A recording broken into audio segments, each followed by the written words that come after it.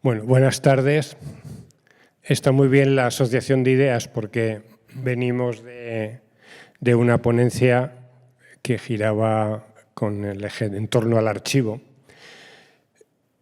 Y nosotros vamos a hacer una ponencia compartida también girando en torno al archivo, pero sobre todo en un viaje guiado al archivo, es decir, arrancando incluso en plano histórico y cuáles son las herramientas que nos ayudan, las guías que nos ayudan a hacer ese viaje, ¿no? Ese magnífico viaje al archivo electrónico, con todo lo que significa, porque realmente hablar del archivo electrónico significa ver toda la tramitación y toda la gestión de documento electrónico, ¿no? Y en definitiva, pues el procedimiento administrativo, ¿no?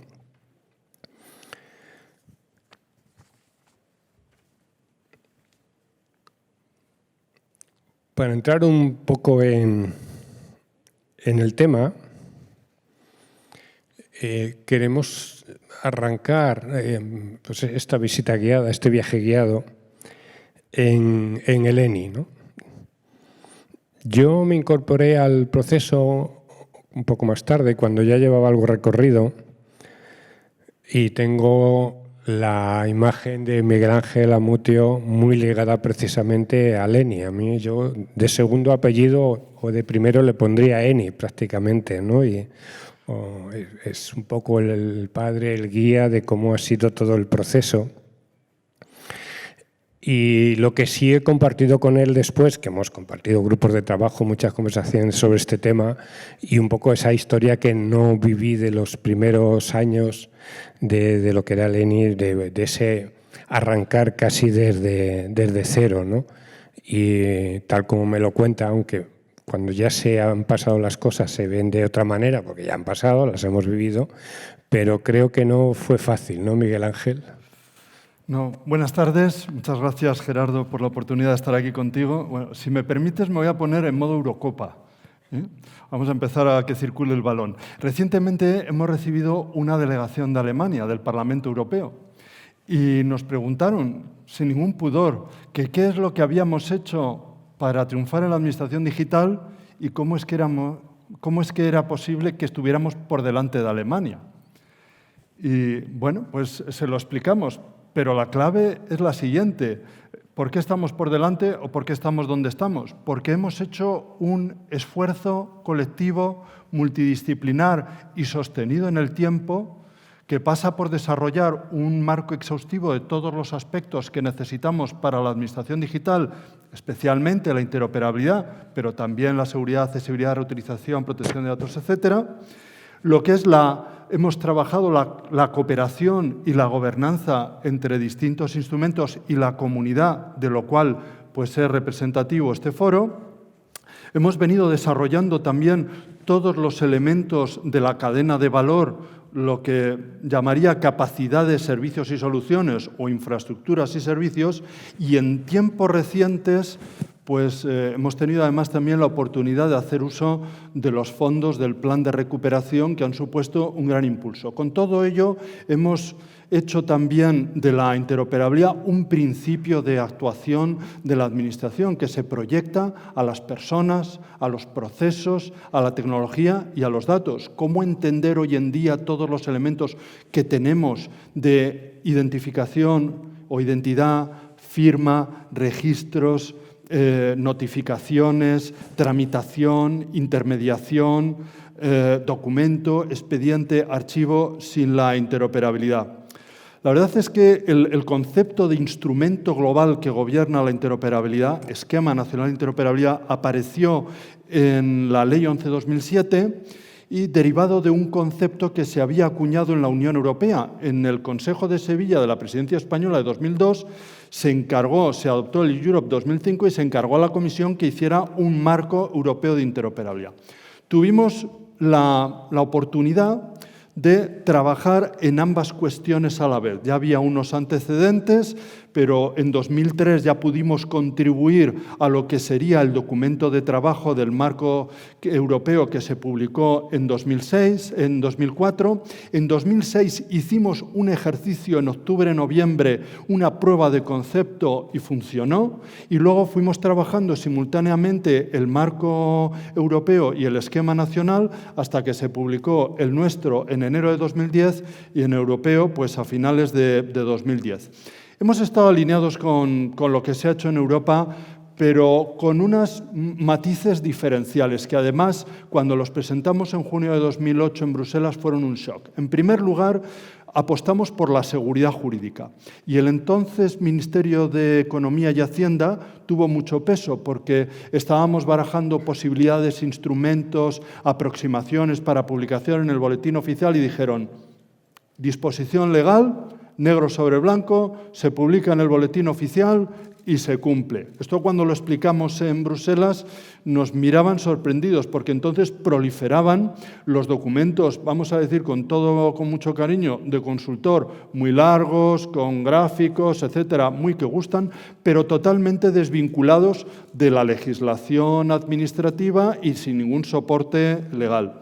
También planteamos la interoperabilidad vinculada a la finalidad del cumplimiento del logro de derechos y obligaciones, cosa que en el ámbito europeo, hasta tiempos muy recientes, la interoperabilidad se veía como algo ligado, bueno, pues a la eficacia, a la eficiencia, a reducción de costes y tiempos.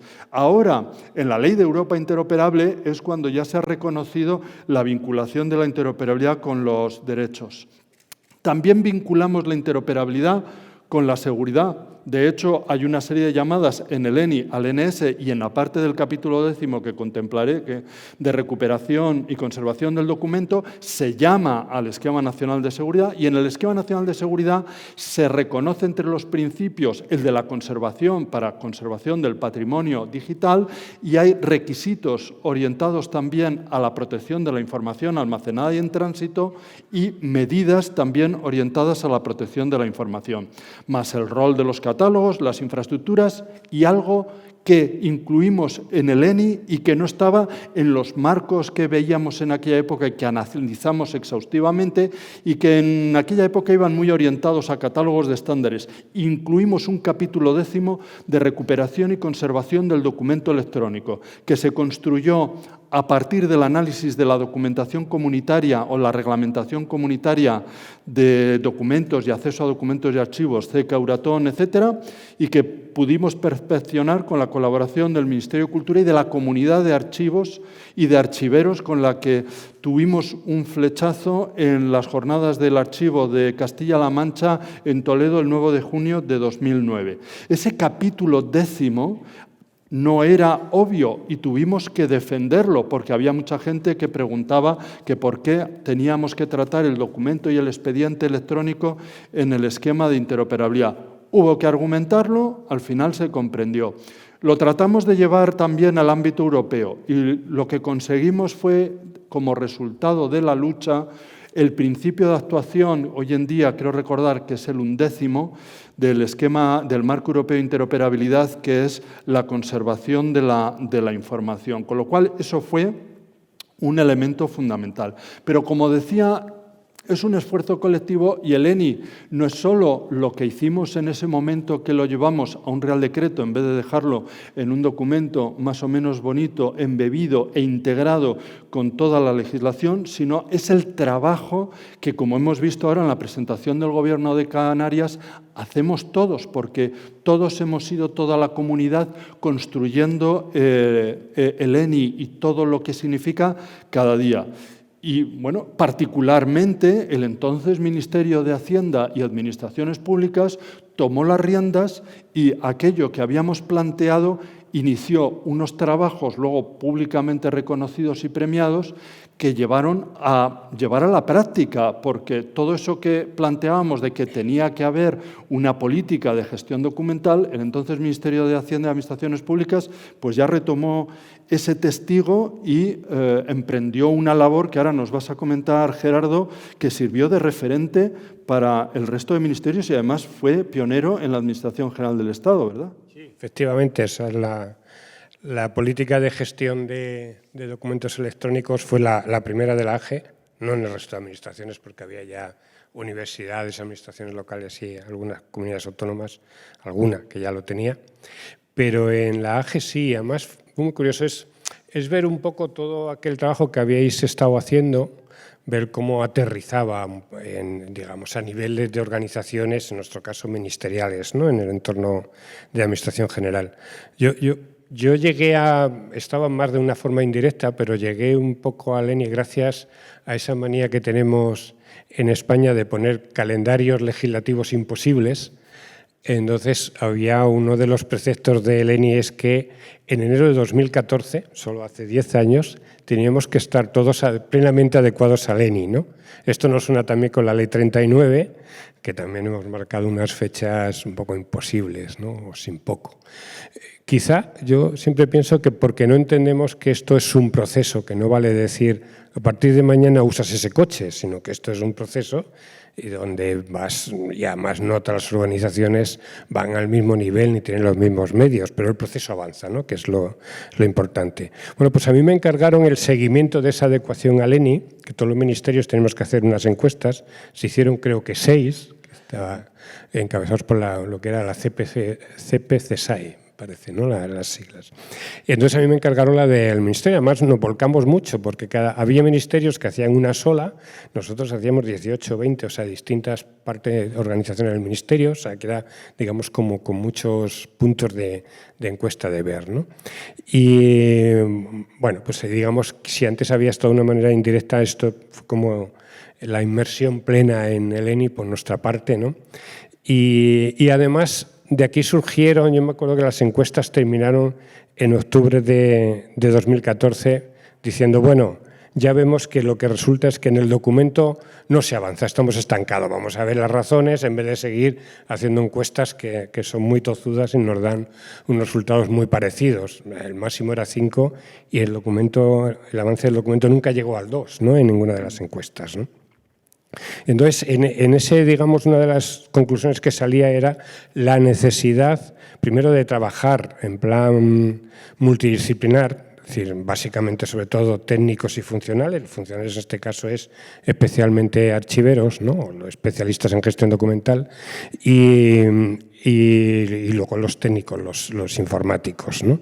Y luego elaborar una política de gestión de documentos electrónicos. Realmente, la política de gestión de documentos electrónicos es obligatoria, el ENI la establece como obligatoria, tiene su propia norma técnica de interoperabilidad, hay un modelo tipo para seguir, pero digamos que no se hacía. Y es más, yo conozco organizaciones o bien que lo han encargado a una empresa externa y otras que lo que han hecho es coger el modelo tipo, con 4 apaños y tal, cumples la ley, es decir, ya tengo mi política, ¿no? Lo que no cumples es el tener una herramienta, que es un poco lo que defendemos nosotros. Entonces, nosotros ahí nació un grupo de trabajo que sigue vivo todavía. Es un grupo de trabajo para elaborar la política de gestión de documentos, donde está implicado todo el ministerio.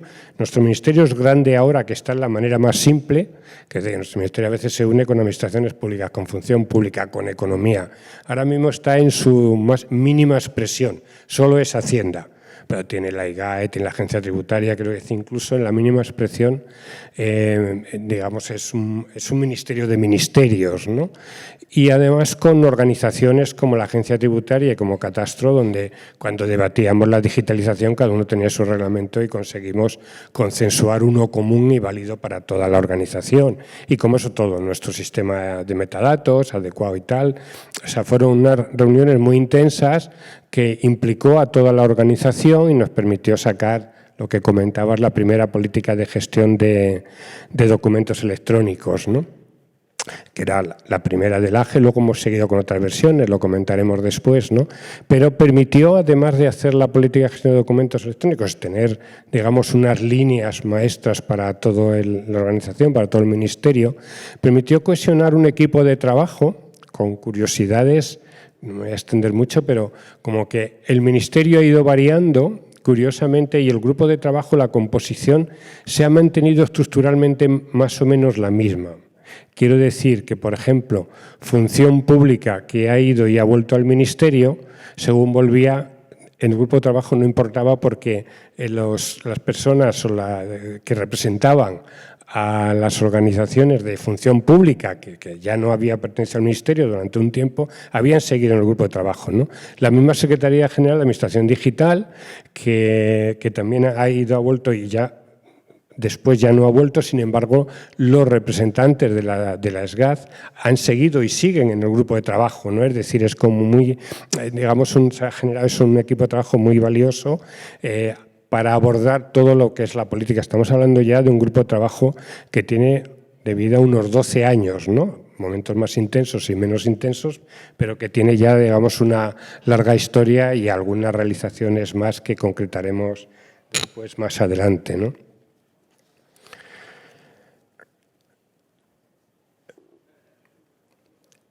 En el plano de guía que tenemos, o sea, de este viaje guiado, hubo bueno, digamos que después del marco general del ENI y el NS, hubo, digamos, los marcos específicos, las normas técnicas de interoperabilidad y sobre todo lo que parece más mágicos son las guías de aplicación. Digo mágicos en cuanto a la ayuda que sirven, ¿no? que sirven, el papel que juegan como herramienta, como soporte para la guía, ¿no?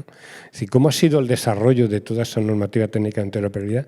Que más de una vez te he oído decir que además en Europa eran muy valoradas, diciendo que tenéis una normativa estupenda que la desarrolla a todos los niveles, ¿no? Y te han comentado con sana envidia, ¿no? Digamos, ¿no? Sí, sí. Bueno, la verdad es que estuvimos viendo desde el principio cuál era la fórmula que podíamos utilizar para complementar el esquema con unas ampliaciones que pudieran concretar los aspectos de detalle y concretos necesarios para la aplicación práctica de la interoperabilidad. Yo ya tenía una cierta inquietud por ver qué se había hecho en otras ramas, vamos a decir, de la técnica donde la Administración regulaba. Y entonces estuvimos viendo que la Administración llevaba décadas, lustros, regulando espectro radioeléctrico, edificación, construcción, etcétera, otros aspectos. Y entonces, bueno, pues concretamos esa fórmula para desarrollar a modo de fichas de ampliación el Esquema Nacional de Interoperabilidad.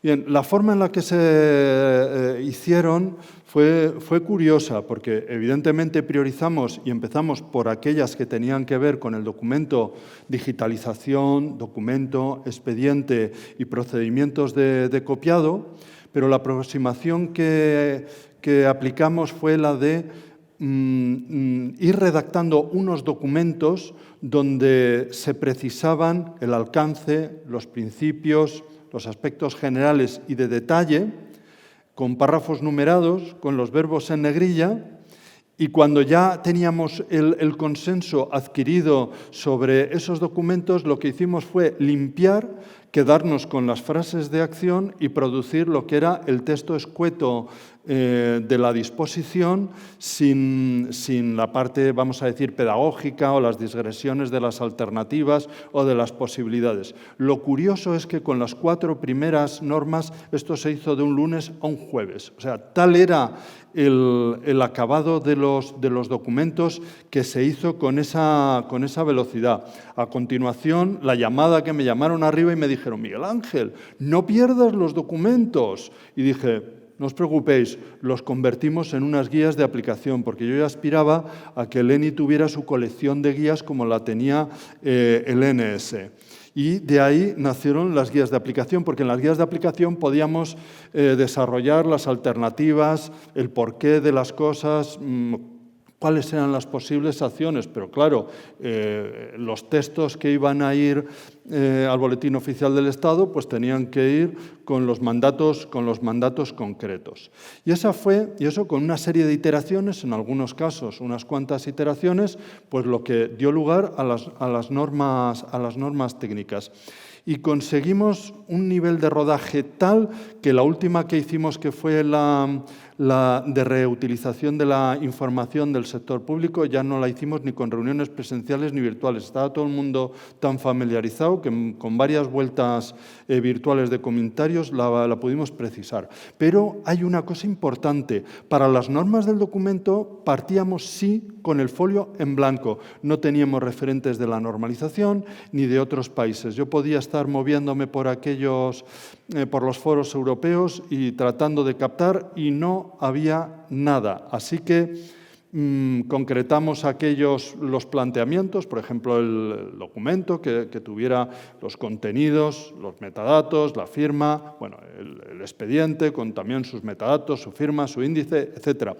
Y hay una anécdota que le gusta mucho a Gerardo, que estábamos una vez allí en Castellana 160, en una mesa muy grande, e hicimos un tour de tablet para ver qué entendía cada uno por expediente electrónico. Yo lo digo alguna vez que resultó como cuando un grupo de españoles piden un café. Nadie coincidió, o sea, que tuvimos que hacer la cosa. Pero lo curioso es que en 2013, y volvemos otra vez a Alemania, un representante alemán en los grupos de administración electrónica preguntó a todo el colectivo europeo quién había resuelto el intercambio de documentos empaquetando contenido, metadatos y firma. Solo se contestó desde España. Además, pudimos facilitar las normas en inglés, que las tradujimos al inglés, el esquema y las normas. Bueno, pues eso es lo que fue luego la fórmula, que luego se aplicó al resto de la colección y gustó la fórmula. Y bueno, en la ampliación de la actualización del ENI con el 203-2021,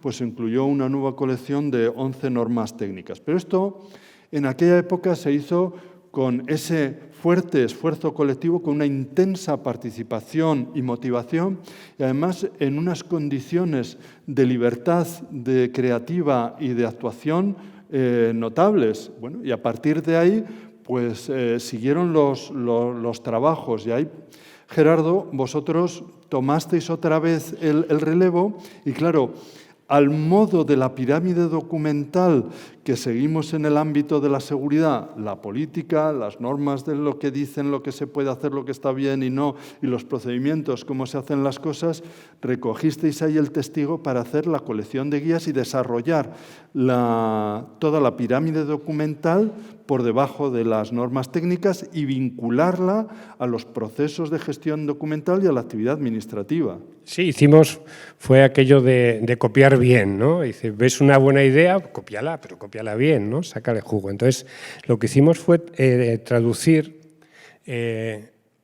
o desmenuzar nuestra política de gestión de documentos electrónicos por sectores en una serie de guías, ¿no? Que veis aquí. Como veis, la mayor parte de ellas están ligadas al proceso de gestión documental y luego hay algunas especiales. Esto surgió porque nuestra política de gestión documental, digamos que y el grupo de trabajo en el Ministerio había cobrado un interés, un peso específico, y entonces cuando llega el Plan de Transformación Digital del Ministerio en 2017 se incluye toda la política de gestión de documental, el archivo y tal, como una de las ponencias estrellas que había en el Plan de Acción de Transformación Digital. E incluso, además, el grupo de trabajo, que en su día, cuando nació, ya sabéis lo que ocurre con este tipo de cosas, tiene pocas novias, hay que insistir, hay que ser muy pesado para que se consolide, ya estaba tan consagrado y consolidado que se ha incluido, entonces se incluyó en la nueva versión de la comisión, que ya había cambiado el nombre, no era CEPA, era comisión, había cambiado de Administración Electrónica por la CEMAG, Comisión Ministerial de Administración Digital, ¿no? Y se llama así en todos los ministerios, y se incluyó el grupo de trabajo como una parte, digamos, de ese plan de acción de transformación digital. Y aparte de actualizarlo y actualizarlo con la normativa, actualizarlo tal, lo que hicimos fue desarrollar esta serie de guías que, como veis, la gente me dice, bueno, parecen las guías de las normas técnicas de interoperabilidad. Digo, pero mucho, hasta el extremo de que es que primero cogen el mismo esquema, pero es que además lo corregía, porque estaba en el grupo de trabajo, el equipo de Miguel Ángel para darle el formato que eran los que habían, digamos, cuidado y organizado, hecho y desarrollado las guías de las NTI, con lo cual, digamos que es que la fórmula es la misma, un poco intentando, primero, es una fórmula de éxito, una fórmula que se ha consagrado y que además quien lo use está acostumbrado a usar las guías de normas técnicas, bueno, pues te ayuda muchísimo que sigan, digamos, la misma estructura, ¿no? Hicimos inicialmente 11, como veis, como decía, ligadas al proceso, más una genérica que había, que tiene además un checklist que es fabuloso. Fue una idea de los miembros de la IGA en el grupo de trabajo, que te permite ver, hacer un retrato de cómo estoy yo ahora mismo en mi organización con respecto al documento electrónico. Vas punto, con esto bien, mal, esto en este punto, en este otro y tal, y te da una fotografía perfecta de cuál es tu situación. Y luego añadimos dos, por ejemplo, la de tramitadores gestores documentales. Fue una sugerencia de los compañeros, los que estaban representando a la Agencia de Administración Tributaria, la Agencia Tributaria, y luego había pues una guía de aplicación general. Y luego hemos añadido una que ha sido después, que acaba todavía, incluso se está maquetando, esa es la 12ª, que es una guía de aplicación de conservación y gestión de bases de datos, ¿no? Que sabéis que es un tema complicado en el mundo de la gestión documental y que estamos, digamos, bueno, aquí sí que partiendo de cero, ¿no? Nos han ayudado además de esta composición del grupo que, como decía, que seguimos contando, aparte del Ministerio, con la Secretaría General de Administración Digital, con Función Pública y tal, y en este caso, además, se incorporó y nos han ayudado las personas de la Oficina del Dato, que ese es su tema, y eso es, digamos, una gran aportación precisamente para esta guía con tal, digamos, con los máximos responsables de dato a nivel de la AGE, ¿no? Entonces, bueno, pues para no extenderme más, solo que ver un poco este paralelismo y esta manera de decir, bien, vocación de guía, ¿no? Es decir, vamos a desmenuzarlo y hacer fácil el uso, la aplicación. Si yo tengo que gestionar los documentos en el registro, ¿cómo lo hago? Tienes una guía donde te está diciendo todos los pasos a seguir, la normativa que tienes que aplicar y perfectamente desmenuzada, ¿no? Esto nos ha gustado tanto la fórmula que hasta un compañero del Archivo del Ministerio y yo hemos desarrollado un libro que está muy basado en esto, que es Guía de Aplicación, ¿no? Es aquello de aterrizar toda la gestión documental, este viaje guiado del archivo electrónico de todo su mundo a base de guías, ¿no? Y luego, cuando hemos desarrollado la tecnología, por supuesto, avanza, incluso nos sorprende día a día con cosas nuevas, y hemos desarrollado una normativa pues, muy valiosa, muy buena y tal, de pronto chocamos siempre con el problema, la barrera cultural, la transformación cultural, el cambio de chip, ¿no? Este que tenemos aquí, que todo lo demás lo arreglamos, lo solucionamos, vamos avanzando, pero la cabeza, el desaprender y volver a aprender, que dice Xavier Marcet, esto no lo conseguimos, ¿no? No sé cómo ves tú, más desde un punto de vista más tecnológico, en qué fase estamos con el cambio cultural o qué problemas tenemos, ¿no? Bueno, el tema del cambio cultural es que la transformación digital afecta a toda la organización, no solo a los expertos en tecnologías de la información, a todas las personas y a todos los niveles.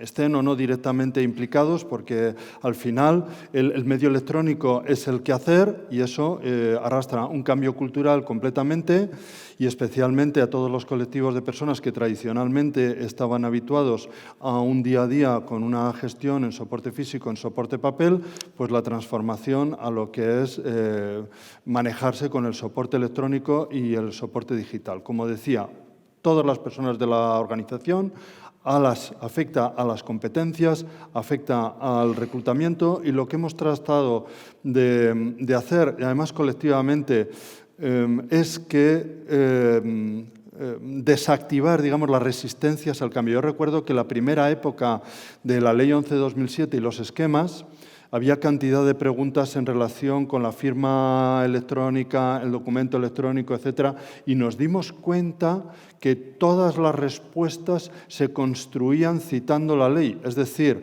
el marco legal supuso un fuerte instrumento tractor del cambio y de transformación de las resistencias, porque en el momento en el que el legislador dice que la actuación de la Administración será a través de una tramitación electrónica de principio a fin, sin soporte papel, pues eso es una declaración de intenciones total, como cuando dice, cuando habla de documento administrativo o de expediente, ya no incluye el electrónico digital. Y lo preguntamos en su día a los jurídicos. ¿Por qué?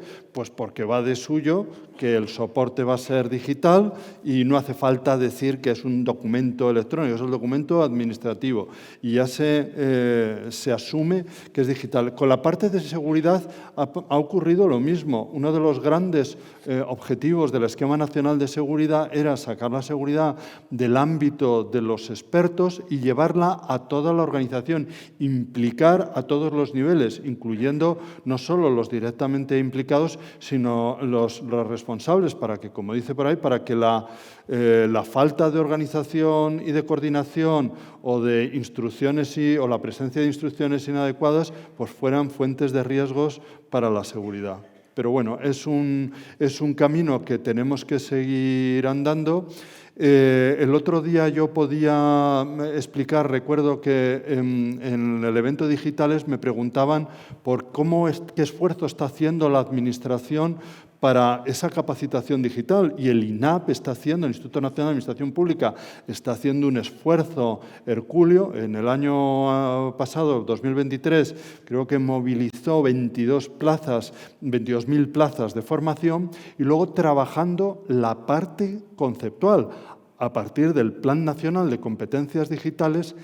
El ecosistema de competencias que incluye las competencias digitales junto con las directivas, las de integridad, las de directivos públicos, las de contratación, etcétera, y ese marco de competencias digitales que, haciéndose eco del ámbito europeo, de lo que se construye en el ámbito europeo, traslada conceptualmente eso a nuestro ámbito. Entonces, bueno, pues estamos haciendo, y a través de, fundamentalmente, el INAP, pues está haciendo la Administración un esfuerzo hercúleo para lograr esa transformación, además en un proceso que está desbocado a una grandísima velocidad.